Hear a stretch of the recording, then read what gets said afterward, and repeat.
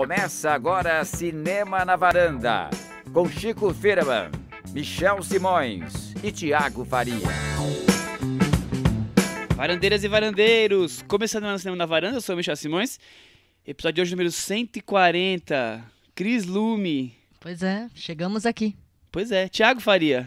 Olá, Michel, tudo bem? Estamos aqui, né, para mais um debate cinematográfico. Pois é, mas eu tô notando uma ausência aqui na varanda. O que aconteceu? Tá faltando alguém? Tá faltando alguém. Tá e não tá. Eu vou pedir... Cadê o Chico? Onde estará Chico? Eu vou pedir pro Chico mesmo se explicar onde está Chico Firman. Oi, pessoal. Não tô aí, mas também tô. Não tô aqui, mas também tô aí. Enfim, não entendo direito, mas tô participando do nosso podcast. E hoje, né, vamos falar sobre esses dois filmes indies. Cara de Sundance, é isso? Enfim, vamos lá. Estamos prontos aqui pra dar minha opinião, né? Tô aqui pronto pra dar minha opinião e falar um pouco sobre essa diretora quase estreante e esse diretor quase, sei lá, clássico da nova geração, vamos dizer assim. Bom, então foi isso aí, né? Foi uma coisa meio... Ele não quis dizer, mas eu acho que eu vou ter que revelar. Ele foi lá ver o monte do Cabo da Ciolo pra ver se os Illuminati estavam cercando e tal. Ele foi lá Enfim, conferir, entendi. Foi lá conferir. Quase clássico da nova geração. É isso, Soderbergh, Thiago Faria? Pois é, É um diretor quase clássico da há nova geração. controvérsias, né? As coincidências entre os dois filmes que a gente vai comentar hoje é que eles são o oposto do tema da semana passada. Semana passada a gente falou sobre filmes populares, grandes, os blockbusters que estão entrando no Oscar. Hoje a gente vai voltar às origens da varanda e falar sobre filmes bem pequenos. Pequenos, independentes, baratos, não menos interessantes, digamos assim. Pois é, o destaque é o novo filme do Steven Soderbergh, como o Chico falou, é Distúrbio, que é o nome, Unsane, em inglês. Ele está disponível nas plataformas de streaming aqui Lembrando no Brasil. que os dois são filmes que lançaram no streaming essa semana. E o segundo é um filme chamado Domando o Destino, o título original é The Rider. Também americano, a diretora nasceu em Pequim, Isso. Chloe Zhao. Zhao. E o filme foi indicado a melhor direção no Independent Spirit Awards, grande prêmio de cinema independente americano. Foi a grande surpresa naquela temporada do Oscar. Pena que acabou ali, né, a surpresa. Depois já não participou mais de nenhum... Outra nenhuma coincidência, indicações. Michel, é que são dois filmes muito baratos. O Distúrbio custou 1 milhão, 1.2, que pra trajetória do Soderbergh, o diretor do filme, é um não valor é nada, né? de É o baixíssimo salário orçamento. de 1 minuto do George Clooney, provavelmente. E o The Rider, a diretora não revelou quanto custou, mas parece que foi quase custo zero. Ela disse que a equipe tinha 6 pessoas, os atores são amadores, então foi feito na raça ali. Total.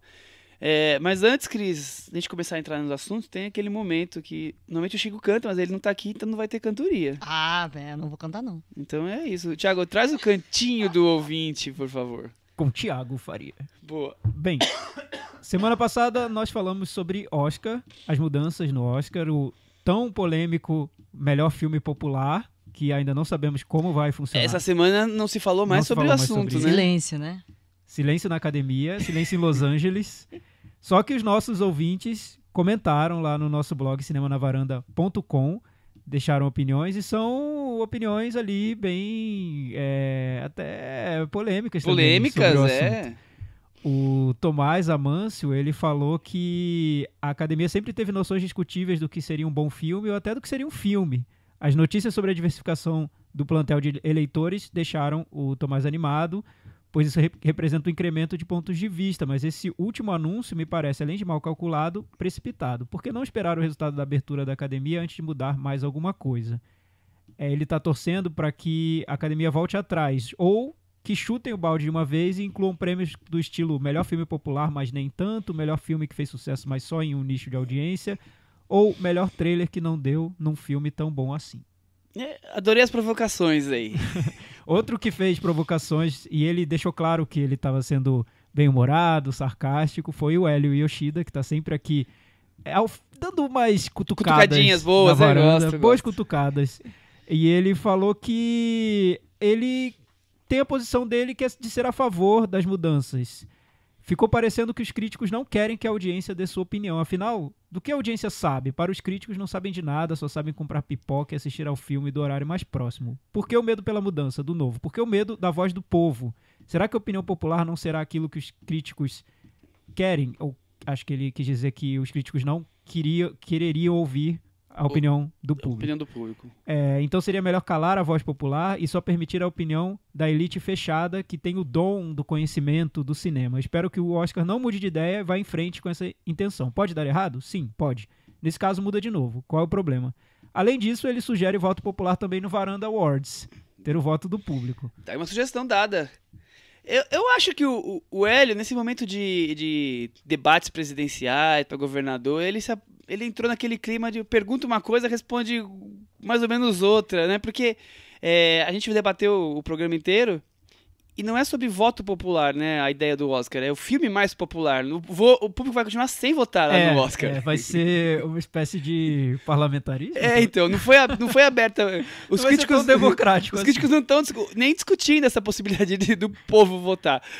Mas são opiniões, tá? Como os critérios não foram definidos ainda, a gente não sabe como vai funcionar. Está especulando, é bolsa de valores aqui. A gente está especulando. Uma das possibilidades que foram ventiladas por aí seria do voto popular. Só que é tão complicado você abrir para voto popular, porque ainda mais nos dias de hoje que você tem esses fandoms, né, os fã-clubes. Entra aquele povo em massa para votar. Que usam a internet para mobilizar pessoas e para que elejam os favoritos. É difícil a academia usar esse mecanismo do voto do público. Eu não sei como vai funcionar. O que a gente acha que vai acontecer é que a própria academia vai eleger o que seria o melhor filme popular do ano. Vai pegar as 20 mais bilheterias, escolher 5 ali e outra coisa é que, apesar de parecer que a crítica tem uma influência muito grande no Oscar, é uma influência limitada. Na verdade, como a gente falou na semana passada, os estúdios definem os filmes principais e geralmente esses filmes que os estúdios definem são elogiados pela crítica, mas não necessariamente, né? Às vezes... E quem vota não é a crítica, né? E a crítica também não vota. Às vezes vem esses filmes dos estúdios e os críticos lá se dividem ou elogiam ou falam mal, enfim. O Vitor Almeida mandou via Twitter: não acho errôneo as indústrias quererem um carimbo do Oscar de melhor filme para seus filmes multimilionários. O que eu acho ingênuo é essa mesma indústria acharem que estão produzindo obras-primas. Grandes obras do cinema sobreviveram ao tempo sem que esse tal selo de qualidade. Nunca entenderei porque o cinema blockbuster tem que ser dissociado de elementos cinematográficos complexos. É proibido pensar e se divertir ao mesmo tempo?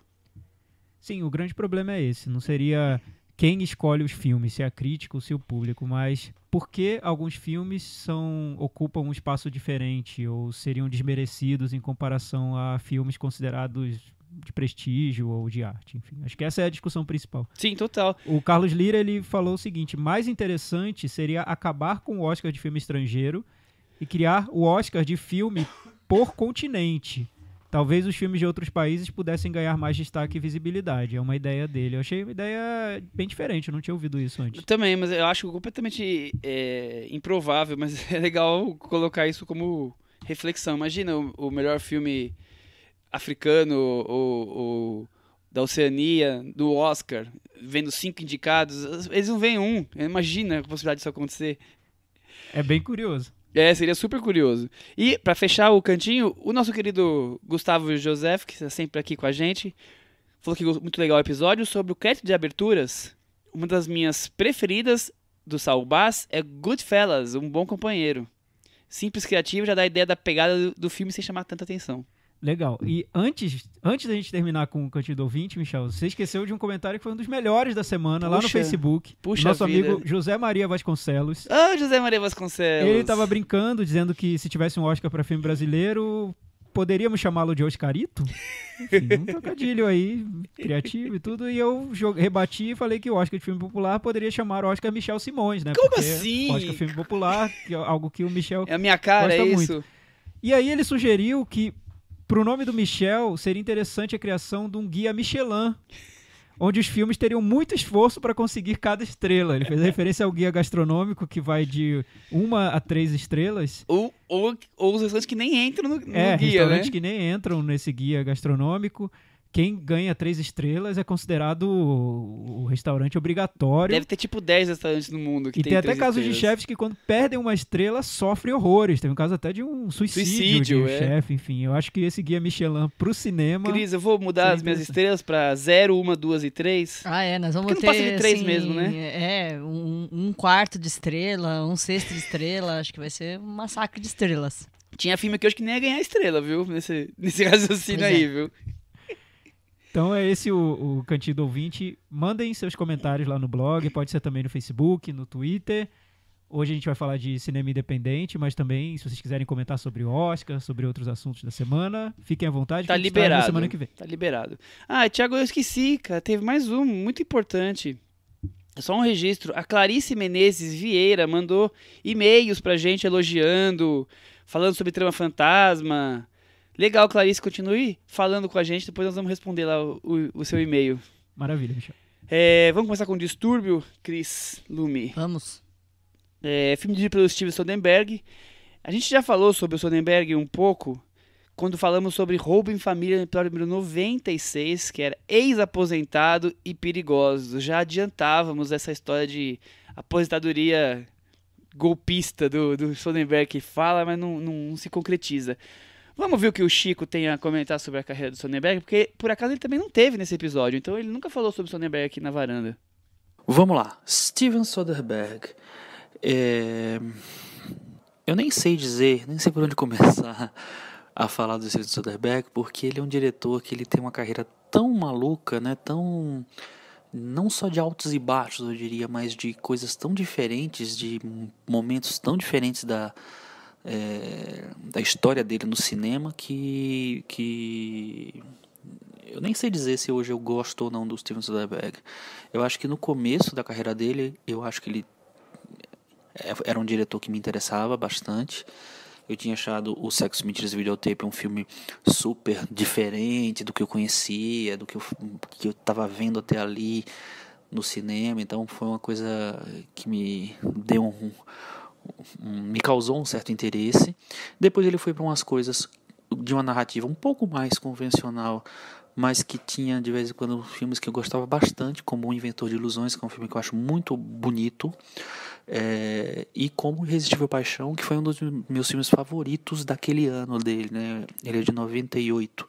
Acho um filmaço, um filme muito bom e pop e inteligente, sabe? Um cinema pop e inteligente como eu gostaria de ver.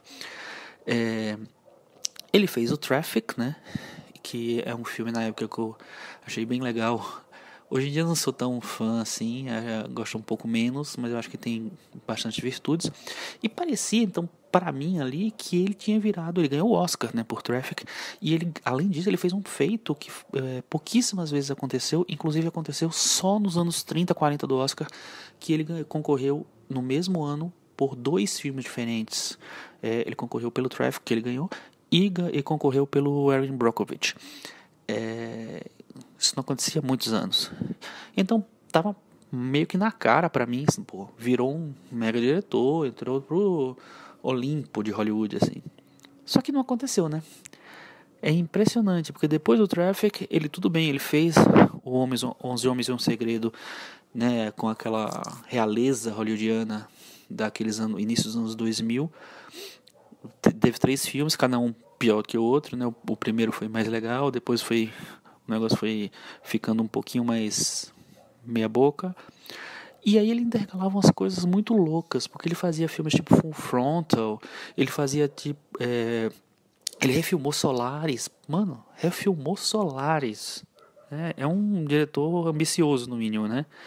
E aí fez filmes pequenos, aí tentar fazer um filme um pouco mais hollywoodiano, um pouco maior, tipo O Segredo de Berlim, que deu tudo errado. Fez aqueles 2 filmes do Che, que foi uma loucura, né? Porque não parecia com nada que ele estava fazendo, que ele tinha feito. Aí ele começou a fazer filmes muito pequenos, tipo Confissões de uma Garota de Programa, e filmes mais hollywoodianos, como O Desinformante, como o Magic Mike. E, enfim... Então é um diretor que eu acho que... eu nem sei dizer, eu acho que ele não tem uma cara. O Steven Soderbergh, apesar de ter surgido como um grande cara do cinema independente americano, ele não manteve essa cara e, tipo, se evoluiu, vamos dizer assim, sabe? Manteve as características dele e evoluiu. Eu acho que ele migrou para tantas coisas que ele terminou virando uma filmografia dele, me parece um Frankenstein, assim. Então, tem alguns filmes dele que eu gosto bastante, mas a maioria eu acho muito louco, assim, muito, às vezes meia boca, às vezes completamente desinteressantes, às vezes com uma experiência, sei lá, que não funciona. Então, se eu gosto do Steven Soderbergh, não sei. Ô, Thiago, quer dizer que o Soderbergh flertou ali com o Olimpo de Hollywood, depois ele fez o cinema com a realeza de Hollywood, pra depois fazer uma filmografia meio sem cara, meio Frankenstein? É isso que o Chico... Pois é, e o engraçado até do que o Chico falou é que essa bipolaridade da carreira do Soderbergh é muito interessante e continua existindo até hoje. Ele oscila entre o blockbuster, com grandes astros hollywoodianos, e filmes muito pequenos, independentes, experimentais até na técnica. Aparentemente ele quer continuar seguindo assim, sem escolher um lado ou outro. E aí fica até difícil entender como se ele onde ele quer ganhasse dinheiro com chegar. Um pra poder pagar o outro. Pode ser. Eu tenho essa sensação. Pode ser. O Cassavetes falava que fazia isso. Pois é, né? Acho que é impossível falar no cinema independente americano dos anos 90 sem falar do Soderbergh, porque o Sexo, Mentiras e Videotape, que foi um filme de 1989, foi o grande começo da onda do filme indie americano. Ganhou a Palma de Ouro em Cannes e custou 1.200.000. Curiosamente, o Distúrbio custou 1.500.000, eu acho. 1.500.000. Então, olha a coincidência. São o mesmo orçamento, só acertou a inflação, praticamente. Pois é, novamente ele fez um filme com o orçamento do início do cinema independente americano.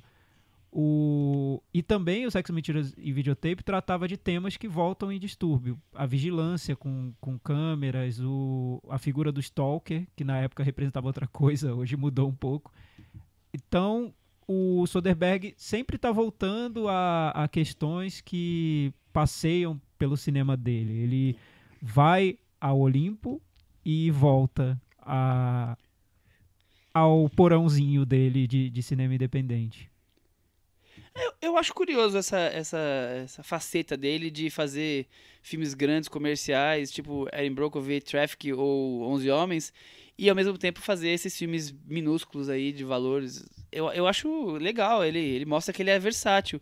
O problema meu maior com ele é o que ele entrega nesses filmes, e não essa concepção de variação, assim. O que ele entrega, eu fico quase sempre a sentir que ele deixa a desejar. Principalmente nos mais independentes. Eu acho que os mais independentes ficam mais complicados do que os comerciais. Pois é, só esclarecendo 2 pontos, falando em orçamento, o 12 Homens e um Segredo, ele custou 85 milhões. Então, só para ver a diferença de orçamentos entre os filmes. E a gente disse sobre a aposentadoria, o golpe do Soderbergh, isso aconteceu em 2013. Ele fez o filme Side Effects, eu não lembro qual foi o título em português, que era um thriller psicológico também, e ele disse que depois desse filme pararia de fazer cinema, que só se dedicaria à TV, terapia séries, de risco. Terapia de risco. Só que ele voltou em 2017 com o Logan Lucky. Não, ele antes fez o Behind the Candelabra, que pra TV. é telefilme vale, não faz parte da aposentadoria. E tem 2 filmes pequenos que eu acho que fazem a conexão com esse distúrbio. Um é o The Girlfriend Experience, que foi um filme de 2009, custou 1.700.000 e foi disponível em streaming antes do lançamento em cinema. Era também uma experiência ali tecnológica dele, de como lançar e fazer um filme. E o Bubble, de 2005, custou 1.600.000, foi feito em digital, com atores amadores, sem roteiro, e era um projeto que ele tinha de fazer 6 filmes com esse perfil. Ele fez o primeiro e depois mudou de ideia.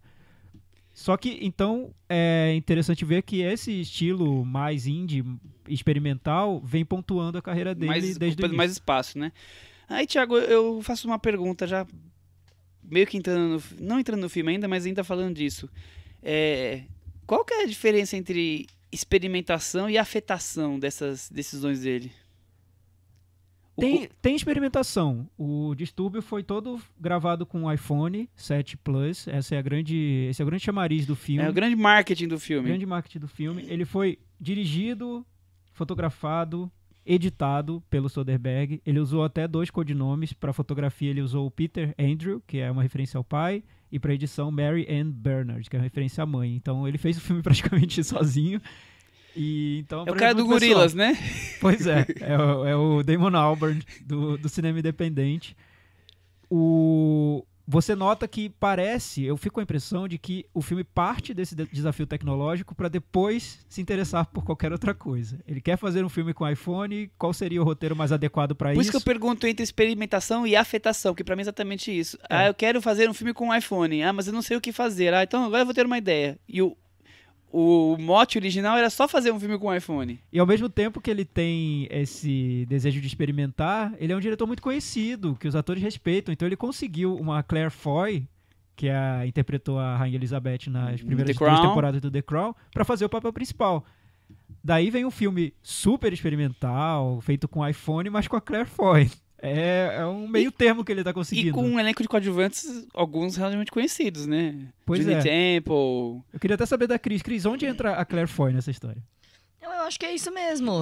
Ela tá fazendo alguns personagens que ela quer, eu acho, na minha opinião, que ela quer se desconectar um pouco daquela visão da moça inglesa bem nascida e bonitinha, né? Ela acabou fazendo aquele filme Brief, que eu acho que bem próximo do que já é a figura que a gente tem dela. Mas aí agora ela vem para esse filme do Soderbergh e mais pra frente a garota da tatuagem do dragão, né? Girl with the Dragon Tattoo, a continuação. Então eu acho que tem isso a ver também. Acho que talvez para ela também fosse um projeto interessante porque ela queria parecer mais sujinha, vamos dizer Não assim. quer ficar marcada como só faz filme de realeza. Eu acho que ela, em um momento, ela pensou isso pra carreira dela. E ela vai fazer a Mulher do Neil Armstrong agora com o Damien Chazelle. Então, assim, ela tá apostando em coisas pra, acho que, diversificar, mas também continuar grande. Eu acho que é um pouco do que ela tá tendo de visão de carreira dela. Então, acho que por isso que ela achou que era uma proposta interessante. Mas, assim, eu tenho a impressão que o filme faz exatamente isso. Que ela pensou. Ele é propositalmente sujinho, assim. Porque com a câmera do iPhone você consegue fazer filmes belíssimos aí. Coisas bonitas. E eu acho que ele foi até tratado do jeito pra sujar, em vez de ficar de um jeito pra melhorar a imagem. Não sei. Foi a minha impressão. Por outro lado, apesar de ter essa temática, eu sinto que ele usa planos muito tradicionais, não é? Eu não sei. Tem vários momentos do diálogo, assim, que eu acho que ele tá usando ainda os planos que a câmera grande usaria. Em alguns momentos até ele tenta usar, mas eu acho que na maior parte eu não senti. Não, eu acho que tem alguns momentos que ele usa enquadramentos bem bizarros, mas a imensa maioria seria planos normais, mas ele tem alguns momentos, por exemplo, na hora de dar os remédios, ele coloca a câmera meio torta, no fundo, atrás da mesa, pra dar uma... querendo dizer assim, meu iPhone é pequenininho, eu posso colocar em qualquer lugar e aí criar coisas diferentes, mas a maior parte do filme nas o padrãozão. Entrevistas ele diz que o iPhone ele usou porque era apropriado à trama do filme. Então, a trama sobre vigilância. Tá bom, ele pensou a trama e depois falou, vou usar um iPhone. Tem a ver com o stalker e com a figura ali que tá uma mulher que tá numa situação, como diz o título, de distúrbio. Você não sabe se ela enlouqueceu ou não. O filme coloca essa personagem numa situação de dúvida, de incerteza pro espectador. E essa câmerazinha que pode entrar em qualquer lugar e fazer planos mais subjetivos seria mais adequada. É o que ele diz nas entrevistas. Eu noto que ele quer justificar muito o porquê de ter explicar usado, demais, né, as coisas. Mas não me convence tanto. Eu acho que ele partiu da ideia de fazer um filme muito barato com iPhone e daí ele encontrou o filme que ele queria ter feito. Isso foi o que eu imaginei, porque ele disse que não. Ele disse que foi o contrário. Hora Temos da sinopse? Sim. Você me ajuda, Cris, com o nome do personagem? Aquele momento que o Chico faz? Tá fácil, pra ter certeza. Sour Valentine Claire Foy está cada dia mais paranoica por estar perseguida por um stalker. Ao tentar ajuda psicológica, acaba internada no manicômio, onde passa a acreditar estar ali o seu perseguidor. Sim, é isso. A gente nunca sabe, como eu dizia, se a personagem o quanto é paranoico realmente e o quanto é verídico, que tem alguém perseguindo ela a cada segundo. E aí, Thiago, o que você achou do filme? acho que ele quer seguir um caminho de filme B, declarado e sujinho, como disse a Cris. Ele usa o iPhone muito pra isso. Eu também vi que ele trata as imagens do iPhone pra aparecerem... Eu achei que ele tratou pra pior. Pra piorar. A teoria, na tendência, né, no iPhone é você querer tratar pra melhor, mas eu acho que não. Eu acho que ele deixou ruim e ainda piorou. Tem ângulos mais bizarros mesmo, como disse o Michel. Ele tá ali distorcendo borders de imagem, tremendo. Mas sabe a minha sensação que ele fez assim? Ele travou a câmerazinha dele em 10 imagens, aí na 11ª ele fez um ângulo bizarro. Sim. Pum. Exatamente. Só pra falar que fez. Exatamente. Ou em momentos pontuais da trama, quando tem que mostrar algo mais tenso ou um conflito psicológico ali mais explícito, aí ele usa esses efeitos do iPhone. É isso. Mas Vamos ver o Chico?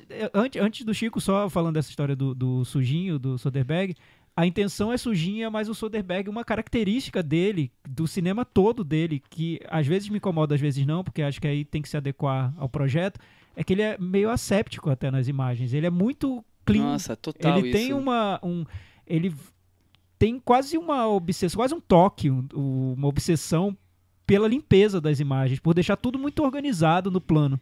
Então, isso entra em conflito com a ideia de fazer um filme B, porque parece um filme B sob controle. Um experimento muito controlado. Ele faz um filme mesmo. sujo e parece que joga Cândida em cima pra dar um é um clean. filme sujo, porém muito organizado para parecer sujo. E nesse projeto especificamente, isso pra mim não cola muito. Fica parecendo realmente um diretor muito, entre aspas, elegante, muito controlado, tentando fazer um filme descontrolado.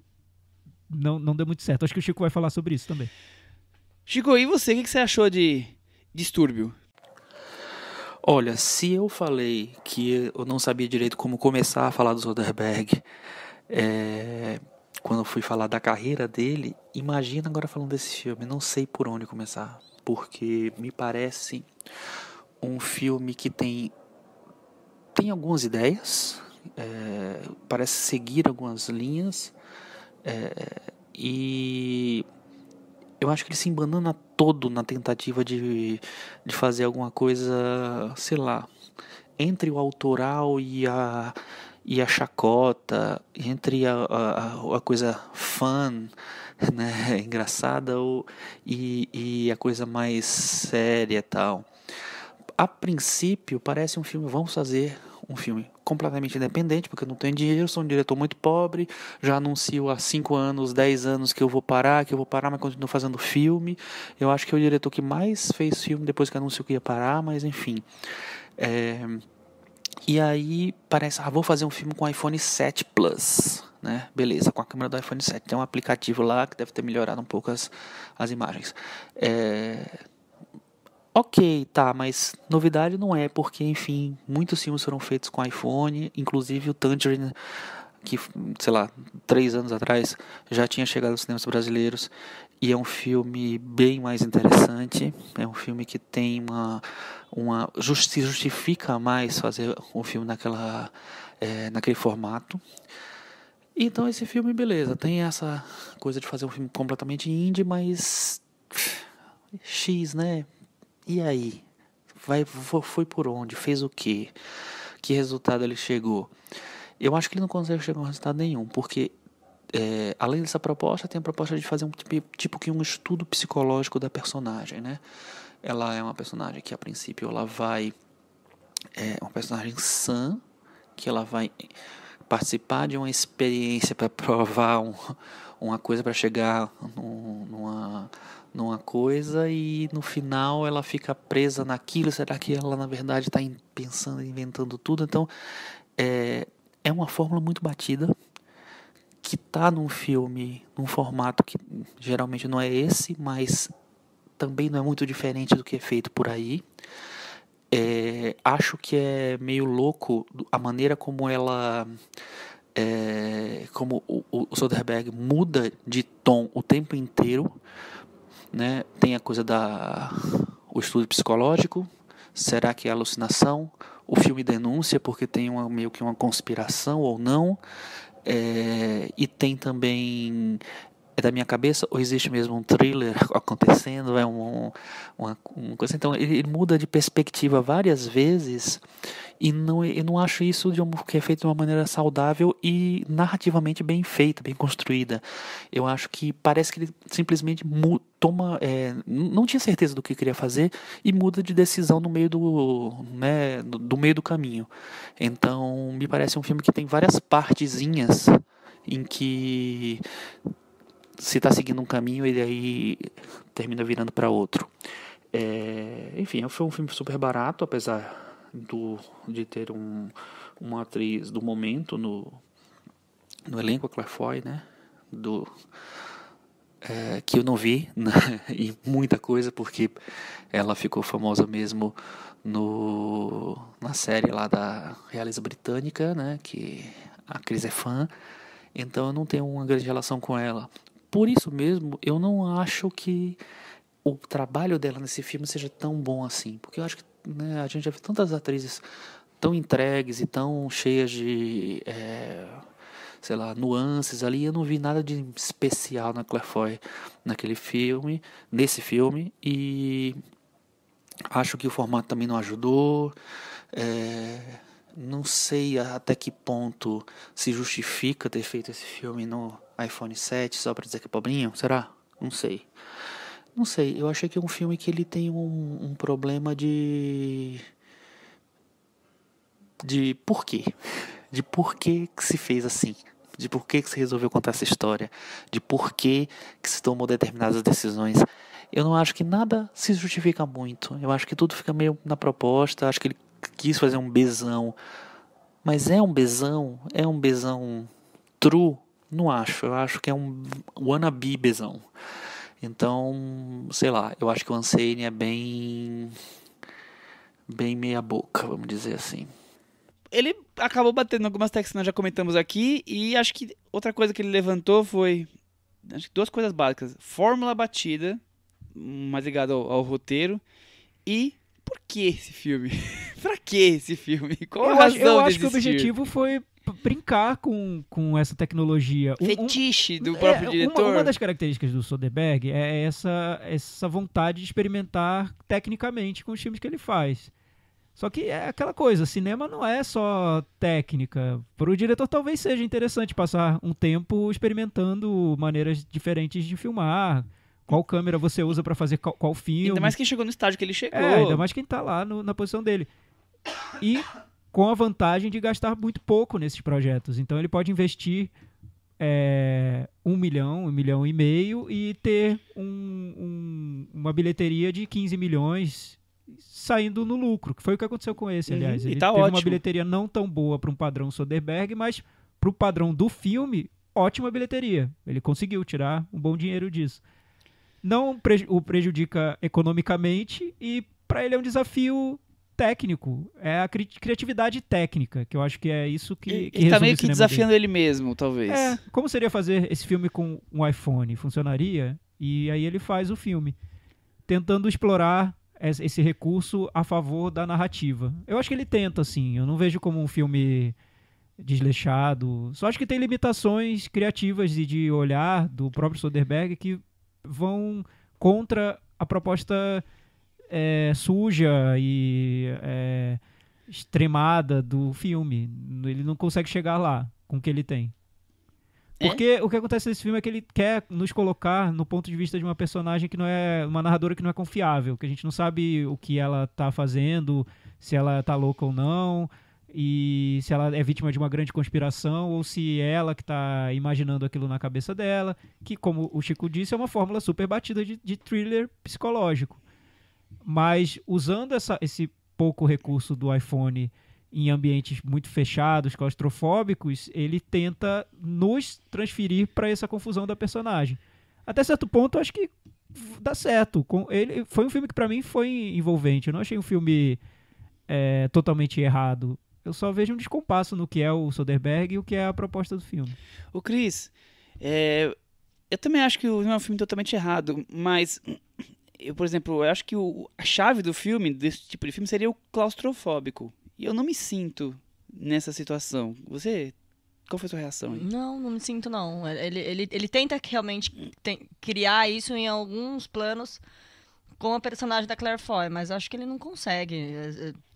Talvez naquela cena que ela fica presa, também acho pouco, assim, não sei. Eu não me senti um filme de sensação. Eu me senti interessada pela narrativa, até, como o Thiago falou. Até pra descobrir o que é loucura e o que é verdade, né? Isso, mas sabe aquele filme? É que você tava vendo o filme, fiquei até sentindo frio, porque o filme, as cenas são no gelo, sei lá, coisas assim. O filme não me passou sensações. A historinha me parecia interessante e tal, vamos ver, ela tá mentindo, ela tá vendo isso mesmo. Até prendeu meu interesse, mas essa claustrofobia do iPhone e tal, não senti. Eu acho que esse é o ponto que mais me incomoda do filme. Você não entrar na vibe, você querer acompanhar o que vai acontecer com a história, mas a vibe não te prender. Talvez pra essa coisa clean demais, talvez pra essa coisa que ele vai entre o cinema normal e a afetação do iPhone que ele utiliza, e fica tudo isso, tudo junto, misturado, sabe? E acaba não surtindo o efeito que deveria ter sido esperado. Mas ele não planejou esse efeito, ele tá preocupado mais em filmar com a câmera pequenininha. O virtuosismo. Exatamente. Mas, além disso, Michel, tem outro ponto que a gente nem tocou, que além dele ter essa intenção de fazer um thriller psicológico, do ponto de vista da personagem, e nos levar para um ambiente claustrofóbico, provocar tensão e tudo mais, ele também quer discutir grandes temas. Eu notei pelo menos dois. Essa questão da invasão da privacidade nos dias de hoje, com um stalker que vai atrás de uma mulher.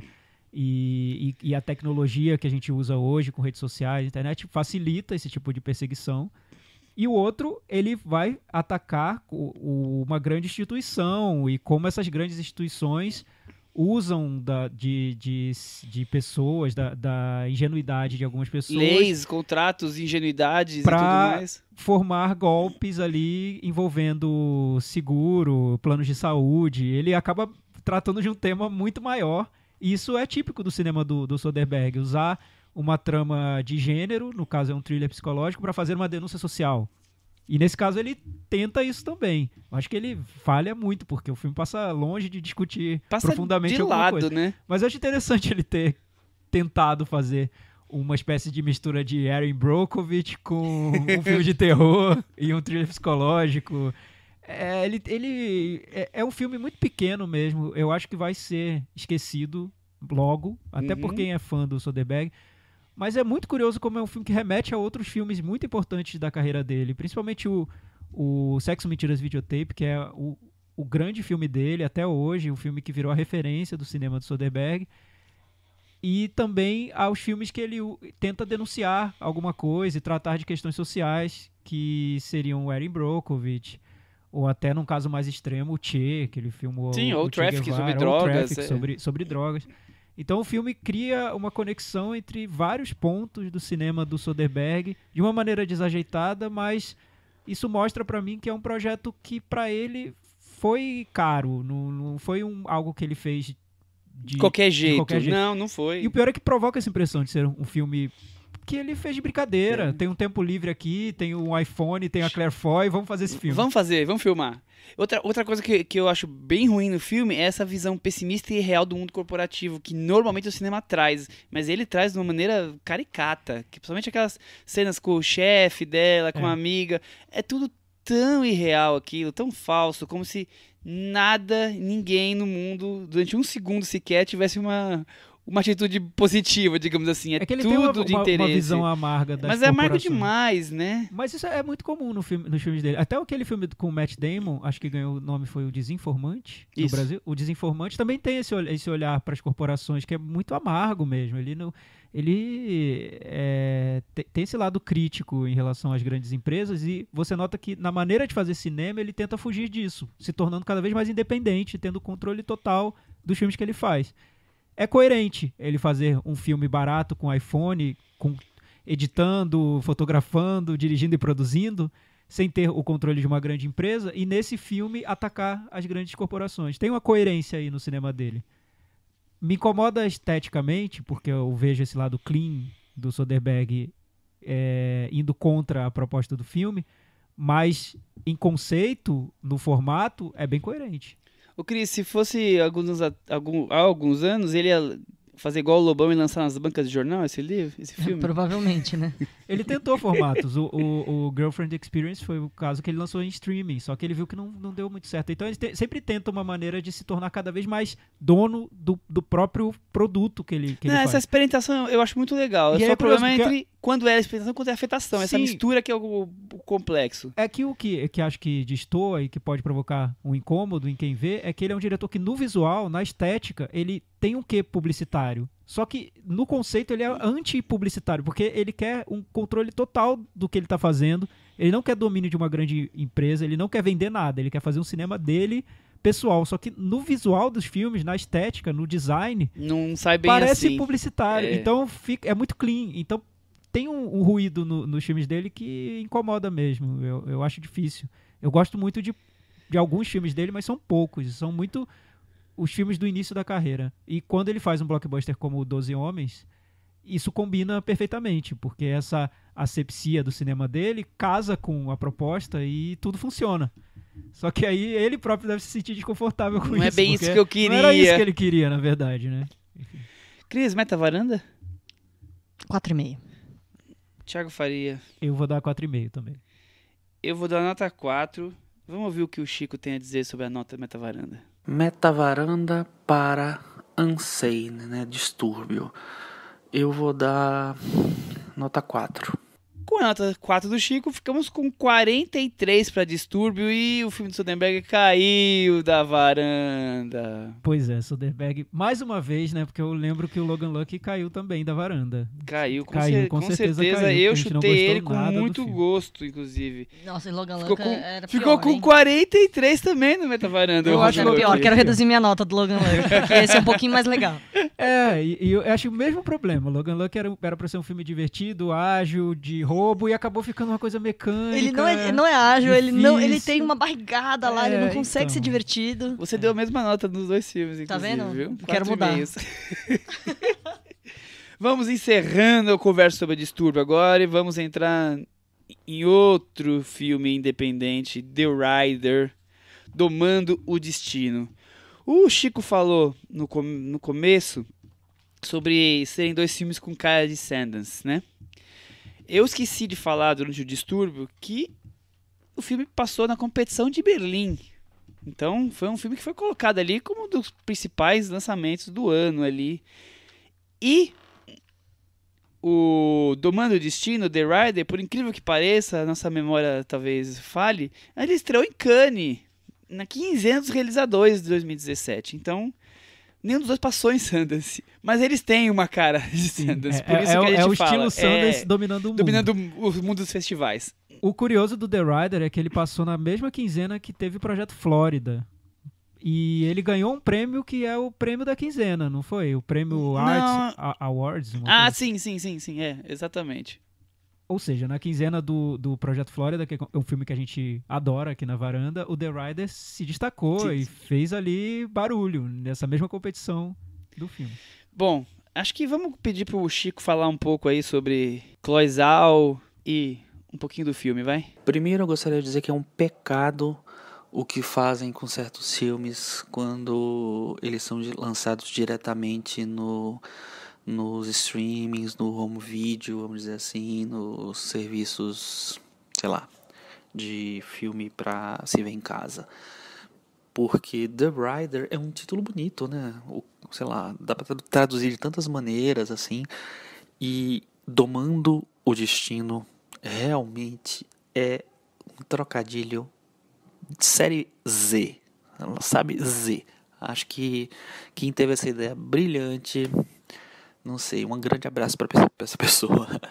Enfim, o que eu acho do filme,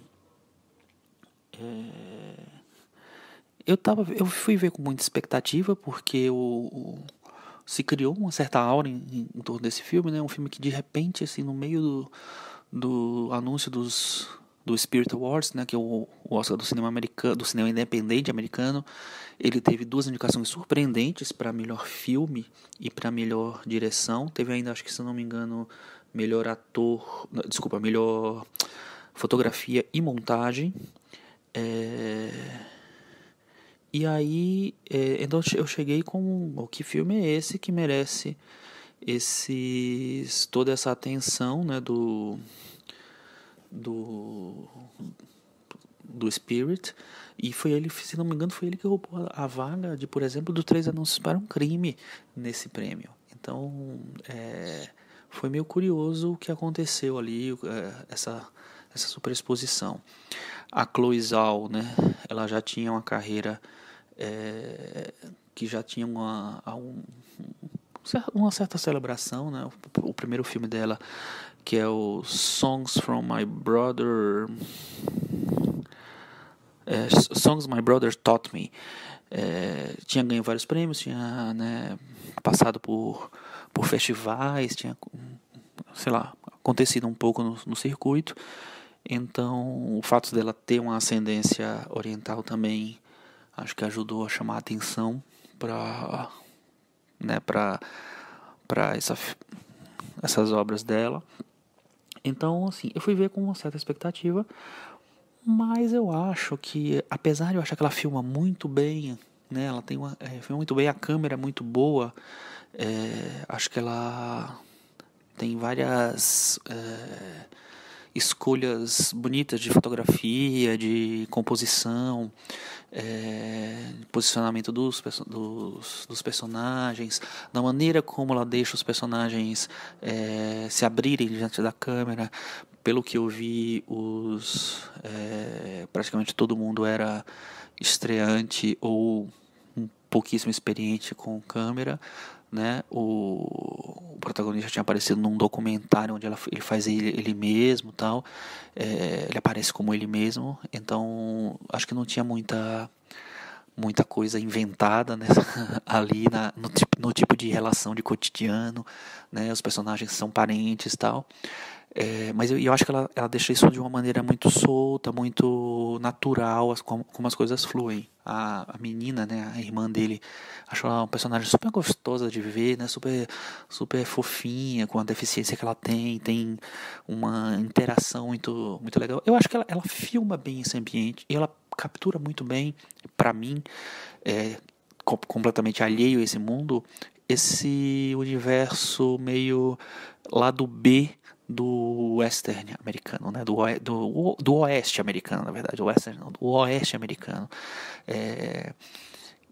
É um filme que ele não tem aquele que melancólico doce, ele tem um que melancólico mais impuro, mais sujo. Isso eu gosto como ela captura esse universo, sabe? E ao mesmo tempo ela oferece momentos de grande beleza visual, né? Tem várias cenas lindas, né? Com sol, com lua, com paisagem, com os cavalos e tal. Então essa embalagem toda, a maneira como ela posiciona a câmera, eu acho muito interessante. Porém, eu acho que o filme ele termina caminhando para um lugar comum dos filmes que exploram esse universo, de que é quase uma coisa como um filme de denúncia, ou como um filme de, sei lá, em algum momento ele vira uma chave para um registro mais documental, quase, de situação econômica, de situação social, sabe? Então eu acho que nesse momento ele se assemelha tanto a tantos outros filmes que são feitos por aí, filmes que têm projeção em Sundance, que têm projeção dentro do circuito americano, dentro do circuito mais independente americano. Então eu não consigo enxergar o que fez o The Rider tão especial assim para ele competir com tanta potência no prêmio maior do cinema independente americano. Eu acho um filme bom, ok, mas eu não acho que ele vá muito além do que a gente já viu, do que é feito, assim. Esse tipo de cinema não chega tanto ao Brasil, não chega tanto a gente, mas assim, tudo que chega é muito parecido com isso, né? Tem uma temática que é o lado B, vamos mostrar aqui, mas vamos mostrar que na verdade todo mundo tá meio fodido e tal. Não sei, eu acho que ele morre pouco no lugar comum. Então, essa aí é a minha opinião sobre o filme. Thiago, o Chico fez um belo resumo aí do filme. Eu tenho até medo da gente esquecer a sinopse. Acho que eu vou de cara na sinopse pra gente poder debater tudo que o Chico comentou. Após a queda e um acidente quase fatal no rodeio, o cowboy Brady, que o nome dele também é Brady, busca se reencontrar entre sua família, sua saúde e o desejo de seguir treinador de cavalos. O Chico falou muito, acho que pra gente começar a conversa, em escolhas bonitas de fotografia, exposição, essa coisa mais visual. O que você achou de Duma do Destino na parte eu visual? acho incrível o que ela conseguiu com tão pouco, porque depois que eu li sobre o filme, vi que é um filme super barato, feito muito na raça, com uma equipe de 6 pessoas, atores amadores. O ator principal ela conheceu enquanto ela fazia pesquisas para outro filme ali no meio oeste americano, ficou amiga do ator. O ator sofreu um acidente depois que ela já tinha entrado em contato com ele. E quando ela conversou com o ator, com o sujeito que participa de rodeios e tudo mais, e ele falou que preferiria seguir fazendo rodeios, mesmo com a possibilidade de piorar a sequela do acidente que ele teve, aquilo tocou tanto a diretora que ela viu um filme nisso. Então o filme partiu do contato com o ambiente, o meio oeste americano, com uma pessoa, que é esse personagem principal, e daí tudo nasceu. Então o filme não passa para mim de maneira alguma a impressão de algo muito barato e feito muito no improviso, muito às pressas. Não me passa essa impressão. As cenas que ela consegue ali dos ambientes, do cenário do meio oeste. Quando ela usa o plano aberto, né? É muito impressionante. Aquele momento já foi não o pôr do sol, mas quando a luz está quase acabando, aí fica as pessoas mais escuras, o céu ainda tá um pouco azul ainda. Nossa, tão Sim. bonito aquilo. Ela é uma diretora que eu acho que tá merecendo esse reconhecimento. Ela é muito jovem, tem 36 anos. Esse é o segundo longa de ficção dela, como disse o Chico, e já mereceu esses holofotes todos no Independent Spirit Awards, principalmente no Festival de Cannes.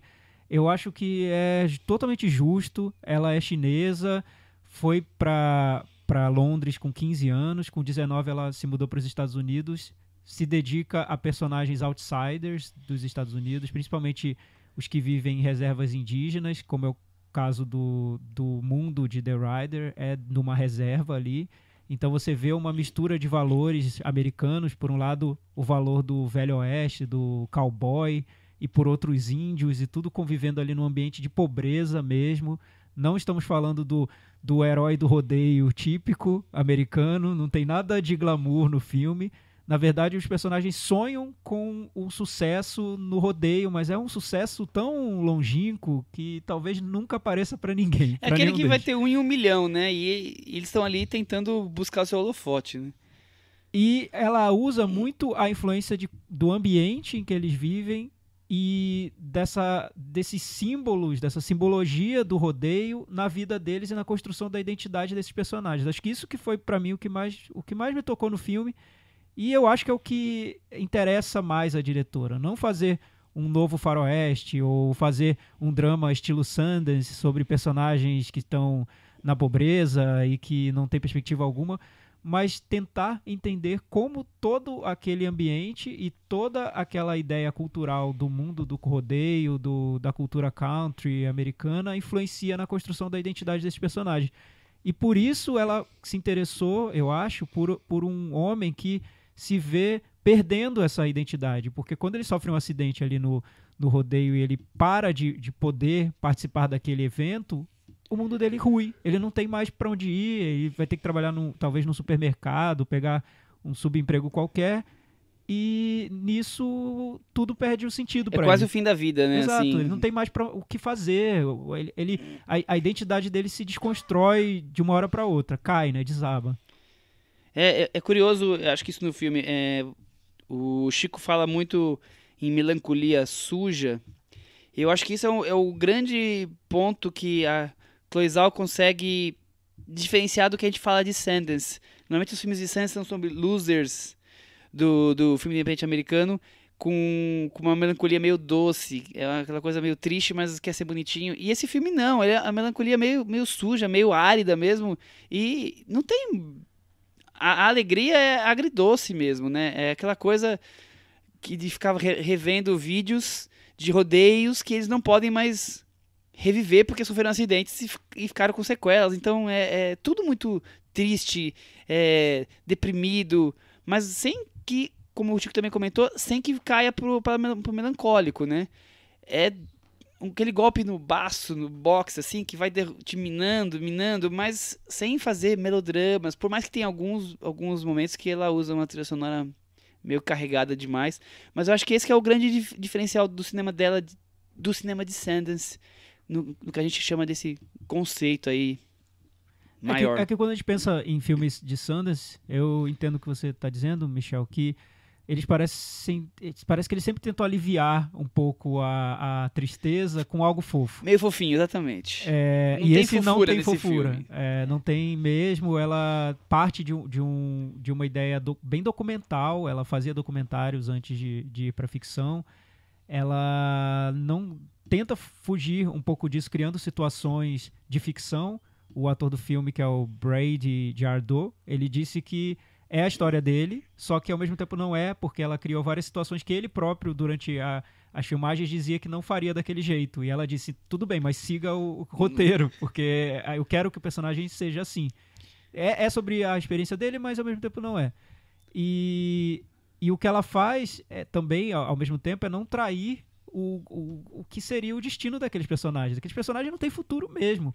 Não o futuro glamuroso, sabe? O futuro de sucesso na cultura de entretenimento americano. Eles estão um pouco marcados ali para seguirem num cotidiano medíocre.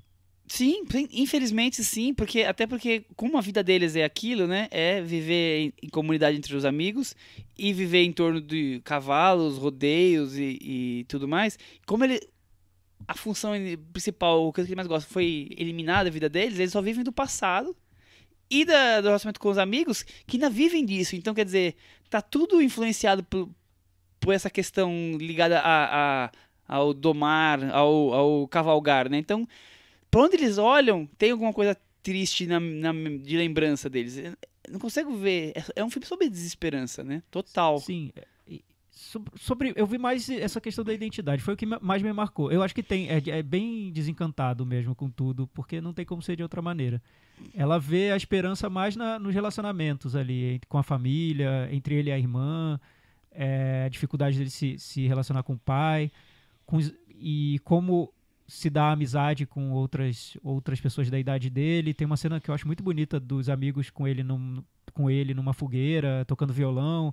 E até a cena começa com os amigos chamando o personagem pra ir pra noite, pra curtir a noite. Então o clichê já daria numa cena de violência, talvez, de bagunça, mas não, acaba virando algo super poético até. Eles ao redor de uma fogueira, tocando violão, cantando. É diferente como ela trabalha isso. É muito a questão quase da irmandade ali, né? Porque é uma cidade pequena, né? Como você falou, é dentro de uma zona, não é zona... É uma área de proteção, preservação indígena. Então, é um lugar bem restrito. Então, aquelas amizades são as únicas amizades que eles vão provavelmente ter na vida. Então, se tornando uma irmandade. Todo mundo se conhece muito bem, né? E eu achei curioso, principalmente essa cena, acho uma das cenas mais interessantes do filme. Os planos muito fechados no rosto de cada um, à beira da fogueira, contando histórias, rindo ou não. E mostra a ingenuidade deles como seres humanos dentro da vida social, o quanto ele tem a vida simples, né? E é aquilo ali, não vai sair muito daquilo. Um vai trabalhar no supermercado, outro vai trabalhar cuidando da fazenda do pai, e vai todo mundo se encontrar ali naquele bar, tomar cerveja. É uma vida assim, dentro desse pequeno microcosmos, né? E eu acho que é um dos pontos legais que ela traz isso pro filme, não só ficar contando o drama de um homem que caiu do cavalo, sofreu um acidente e agora não pode mais subir no cavalo de novo. Tipo, Sea Biscuit.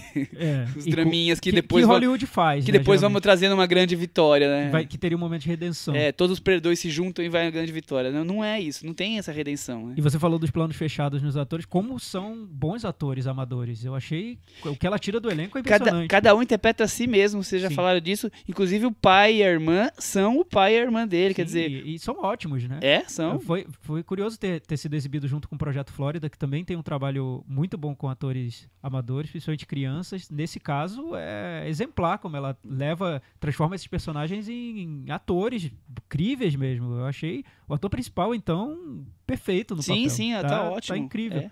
E sobre como ela usa sutilmente essa ideia da construção da identidade do personagem no filme. Por exemplo, nas roupas que ele usa sempre a roupa do cowboy, que é o chapéu, a camisa quadriculada de botão, o lenço amarrado no pescoço, ele usa no dia a dia dele. Então, quando ele sai de casa para falar com os amigos, ou para cuidar de um cavalo, ou para treinar enfim, um cavalo mesmo, ele sai vestido como um cowboy. E quando ele vai trabalhar no supermercado, já é um uniforme genérico. Então você nota qual é a identidade dele, como ele está transitando entre identidades e como a própria roupa, as roupas que eles usam representa culturalmente o que eles querem ser, o que eles sonham e como isso se constrói na vida deles. Eu achei muito bem observado no filme pela diretora. Talvez só uma diretora com esse olhar distanciado desse universo conseguiria chegar tão fundo Ver nele. esses pontos todos, né? Outra coisa que me chamou a atenção, tem uma cena que eu acho que também é crucial nessa questão da vida social diminuída, assim, que mostra uma Bíblia, remédio e arma. Eu acho que é isso, porque é a religião, é a necessidade deles ali de sobrevivência que tem a ver com o remédio, e a arma porque está sempre ligado com cavalos, tiros, quer dizer, com ser cowboy, né? A vida vive em torno disso, né? Você vive em comunidade, com a religião muito forte, a arma tá ali em volta. É muito do que acaba sendo as opções que eles têm ali de viver, né? Sim, exatamente, Michel. O que o Chico falou sobre o filme não deixar um impacto grande no final, isso eu também senti. Foi um ponto que me fez até pensar muito, porque eu acho que o filme tem várias intenções que me agradam bastante, só que ao mesmo tempo ela, nesse lado visual, o estilo que ela usa no filme, as opções que ela toma até para narrar e para usar a trilha sonora, tudo me pareceu muito formatado dentro de um estilo indie que me remete realmente, como disse o Chico, ao estilo Sundance. Não ao estilo Sundance fofo que ficou consolidado com o Pequena Miss Sunshine e com Juno, mas o estilo Sundance mais de raiz, que são aqueles filmes mais independentes sobre comunidades pobres dos Estados Unidos, personagens que não têm perspectiva de vida. O Festival de Sundance bem do comecinho, como ele foi formado, acho que esse filme dialoga com essa época, mas ao mesmo tempo não vai muito além disso. Ele não tem esses momentos tão marcantes em construção de cenas e sequências que um Projeto Flórida tem, e que marcam mesmo, que fazem a gente lembrar do filme por muito tempo.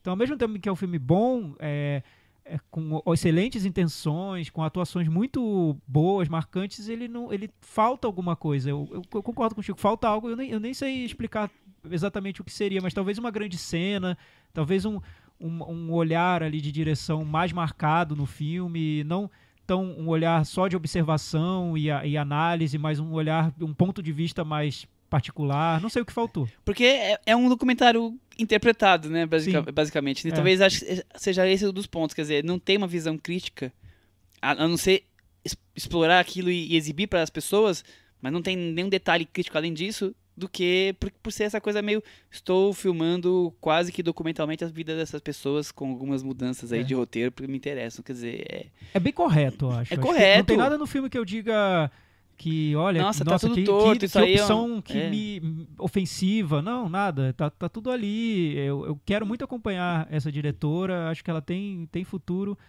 mas talvez para se destacar mesmo e para deixar uma marca mais forte, ela deva se colocar mais nos filmes e não simplesmente só observar a realidade, mas tomar uma posição mais partida um pouco, né? Talvez sim. Eu não sei se é o que ela quer, e talvez ela nem queira isso, tudo bem, mas isso deixa o filme menos marcante do que um Projeto Flórida, que é algo que é semelhante, que é um filme independente americano sobre uma comunidade esquecida e pobre, com um olhar para essas pessoas. E o Projeto Flórida, para mim, é muito mais marcante. Ele deixa uma impressão muito mais forte no final da sessão. Provoca mais a gente, né? Sim. Último ponto que eu queria destacar é essa coisa meio do código de honra dos domadores, sei lá, dos riders, né? O filme me faz lembrar, nesse ponto, o Lutador, sobre essa coisa do tipo, não posso fazer tal coisa que estou colocando minha vida em risco, mas é mais importante do que tudo na minha vida, então essa coisa... Tem um paralelo ali que o essa filme coisa faz. complexa, né? Vou, não faço, continuo, não continuo. E essa coisa do código de honra mesmo, do tipo, as pessoas acham errado, mas mesmo assim aceitam porque se põe naquele lugar, né? Tipo, nossa vida é isso daqui, então nós temos que correr os riscos disso. Tá tudo meio misturado, eu acho legal essa confusão. Depois cada filme segue o seu caminho, mas comparado com o Lutador, né? Mas eu acho legal esse dilema do vou dizer o herói, mas o protagonista, digamos assim. Se você veste a identidade do cowboy, tem riscos que estão associados a isso. Então você não pode fugir desses riscos, seja o que for. E tudo bem, e todo mundo leva isso numa boa, porque essa identidade do cowboy é um sonho para esses personagens. É algo que levaria esses personagens a uma outra vida, uma vida mais digna, uma vida diferente. Ou no mínimo, o glamour maior dentro daquela micro-sociedade, né? Exato. Tem um paralelo do filme que eu achei o grande ponto dele, acho que é o coração do filme mesmo, que é um momento em que o personagem se vê tendo que abater um cavalo ferido. Uhum. E ele começa a questionar isso. Ele fala, se o cavalo ferido tem que ser abatido porque não serve mais para nada, eu estou ferido, eu tenho uma placa na minha cabeça. Eu não deveria ser abatido também, porque nesse momento eu não sirvo mais para nada. Para minha função, para cumprir o que a minha identidade determina, eu não tenho mais serventia. Mas eu não vou ser abatido, porque eu sou um ser humano, então eu vou ter que seguir com esse fardo de viver sem uma função. Enfim, acho que esse é o coração do filme. É o coração do filme. Acho que com isso a gente resume bem e já pode partir pro Metavaranda. Eu vou dar nota 6, Thiago Faria. Eu vou dar 6,5. Vamos ouvir o Chico? Nota 6, eu acho que ele tem uns belos achados visuais, eu acho que ele tem uma captura de cotidiano bonita, legal, acho que captura bem o lado B, mas eu não acho que ele vá muito além do que é feito por aí. O Chico também deu nota 6 e com isso domando o destino 62 do Metavaranda e ficou aqui na varanda. Ficou dignamente na varanda. Dignamente, esperando o pôr do sol, na fogueira para esquentar, que São Paulo tá meio friozinho. Vamos para as recomendações pra gente encerrar aqui o nosso episódio da semana? Vamos ouvir o Chico Firman, já que ele já falou do Metavaranda, já coloca também ele indicando aí. Minhas recomendações... tenho dois filmes que estrearam em circuito e que eu assisti, 2 filmes nacionais, na verdade. O primeiro deles é o Como é Cruel Viver Assim, que é uma comédia, é bem estilo Globo Filmes, dirigido pela Júlia Rezende, que já tinha feito o Ponte Aérea, que é um filme interessante, não acho um grande filme, mas acho interessante. E esse filme eu me surpreendi porque eu achei uma comédia muito bem escrita. É uma comédia muito parecida com o estilo de filme da Globo Filmes, das comédias da Globo Filmes. Porém, ele tem um roteiro mais bem escrito e ele tem um elenco muito bom mesmo. Tem o Marcelo Valle, que é um ator que eu não conhecia muito, que é meio que o protagonista. A Fabíola Nascimento está ótima, a Débora Lan está ótima e o Silvio Guindani também está muito bem. Então é um filme que ele tem uma química muito boa entre os personagens e um roteiro bem melhor do que a média das comédias brasileiras, assim. Então acho que vale a pena ver, vale a pena assistir para dar umas risadas, quem quiser se arriscar numa comédia um pouco mais popular. Mas a minha grande recomendação, vamos dizer assim, do cinema é um filme super pequeno. É um filme baiano chamado Café com Canela. Esse filme passou na Mostra de Cinema de São Paulo ano passado. Ele participou de algum festival que eu não estou lembrando agora exatamente qual é. E é um filme assim muito, muito, muito pequeno. Eu achei um filme lindo. Eu tenho uma relação com a Bahia. Eu morei na Bahia durante 4 anos. E tive grandes amores baianos, vamos dizer assim, né? Mais de um, inclusive. E eu tenho uma relação muito, muito apaixonada pela Bahia. Eu gosto muito do espírito baiano, tal. E eu acho que esse filme, apesar de ter várias imperfeições, de ter várias, propostas que ele lança, mas nem sempre ele dá conta delas, assim, até pelo um certo grau de improviso que existe nele. Eu acho que é um filme que captura tanto esse espírito baiano, esse espírito generoso, sabe, de generosidade, de luz mesmo, de alegria baiana, sabe, sei lá, acho de uma maneira tão sincera, tão singela também. Eu acho incrível, eu acho um filme que tem escolhas cinematográficas muito precisas, apesar de precisas no sentido de lancei, vou fazer, vou pensar nisso mesmo, vou propor isso nesse filme, vou lançar essa ideia, vou tentar executar essa ideia. A execução, às vezes, até porque os diretores são meio estreantes e porque existe, nem todo mundo é tão profissional ali, de experiente, vamos dizer assim, então nem sempre a execução parece que deu certo.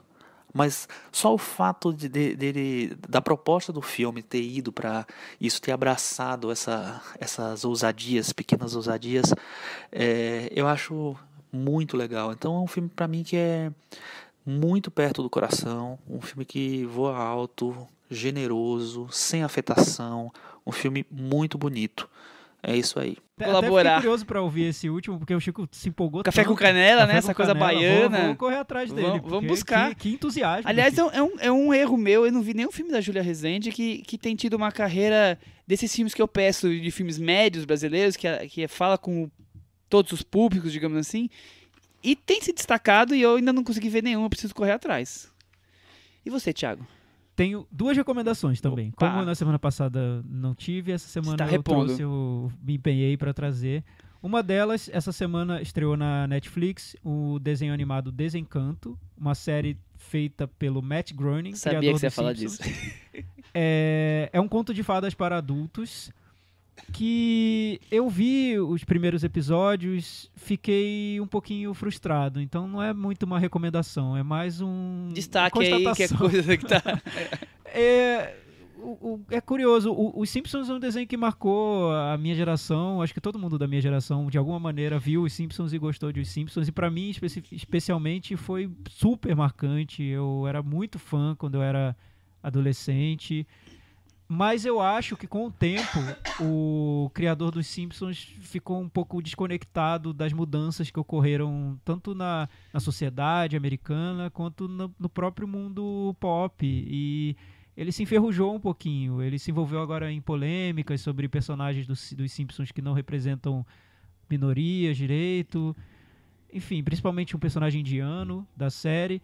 O Desencanto é um conto de fadas para adultos, como eu disse, que me parece atrasado um pouco, porque tudo que o Shrek fez há muito tempo e com verve, com muito humor, em correção política, essa série tenta repetir num tom ainda um pouquinho mais amargo, que eu não entendi muito bem qual seria o avanço em relação a tudo que foi feito, e em relação aos Simpsons, em relação ao Futurama, que é outro desenho do Matt Groening.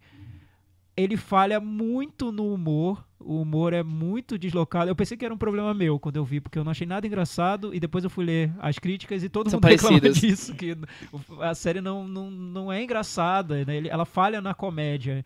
E nesse tom amargo que ele faz, tem desenhos que são muito melhores, e um exemplo principal seria o BoJack Horseman, ou o Rick and Morty, enfim, vários outros que vão muito mais fundo na melancolia, na amargura.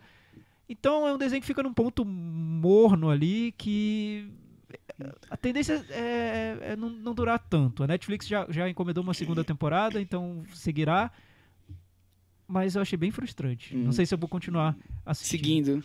A segunda recomendação, eu geralmente evito recomendar música, porque isso vai muito além do gosto de... Porque aqui é sobre gosto de cinema. cada um decide, vai muito além do nosso tema, e Mas também você que é especialista em tem música, de vez em quando traz umas aí pra gente. tem diferença de gosto, mas eu achei tão coincidência com o nosso tema do dia, que é o filme, um dos temas que foi o The Rider, que é dirigido por uma chinesa que se mudou para Londres e depois para os Estados Unidos.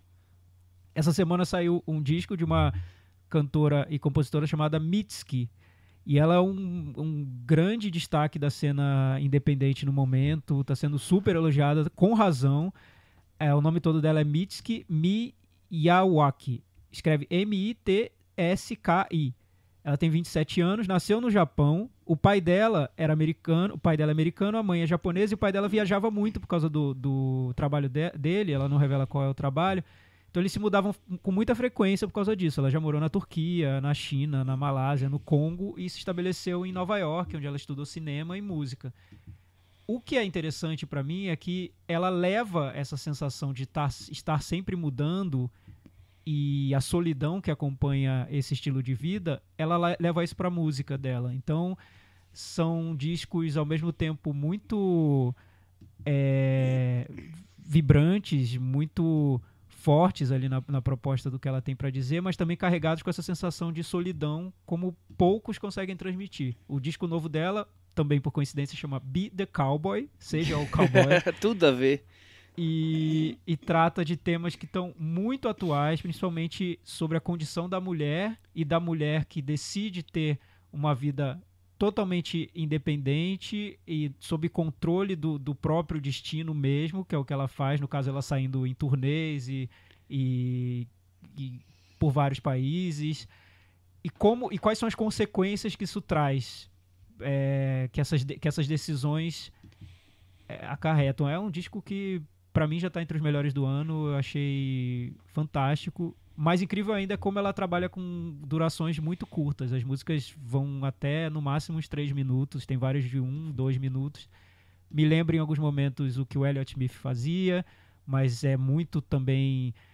tem essa crueza de uma PJ Harvey. É muito bom, eu recomendo que vocês ouçam. Muito bem, vamos ouvir. Eu vou recomendar um falso documentário, um docudrama argentino que está no Netflix, de diretores que a gente já falou aqui, que é a dupla Mariano Con e Gaston Duprat. Como é que chama o filme deles anterior? Cidadão Ilustre? Cidadão Ilustre, exatamente. Então a gente falou aqui sobre Cidadão Ilustre. E esse filme anterior é um documentário chamado Todo sobre El Asado. Tudo sobre o churrasco, digamos assim. E é tão curioso porque essa coisa meio irônica que eles já tinham, que eles têm no cinema deles, eles colocam aqui. Então parece que é só um documentário sobre a maneira argentina de fazer churrasco e vai muito mais além. É uma caricatura sobre a sociedade argentina. Então tá ali a questão do machismo, a questão de se colocar no pedestal nos grandes troféus argentinos, sei lá, o futebol ou o churrasco e mais uma outra coisa outra, como se fosse o céu, eles fossem os grandes dominantes. E ele tá sempre criticando isso com um leve tom de humor.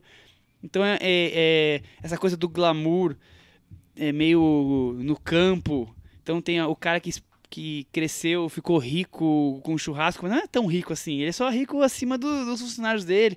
Tá tudo ali misturado. É um filme que vale a pena, um filme bem curtinho, tem 1h20, uma coisa 20 e pouco. Então é curioso. O problema é só que você acaba com o filme querendo comer churrasco, com certeza. Sai com aquela Veja no domingo fome. De manhã e ou então no domingo à noite, pra você nem ter que comer, né? Pode escolher. Mas vale a pena. É isso aí. Até semana que vem. Tchau. Tchau.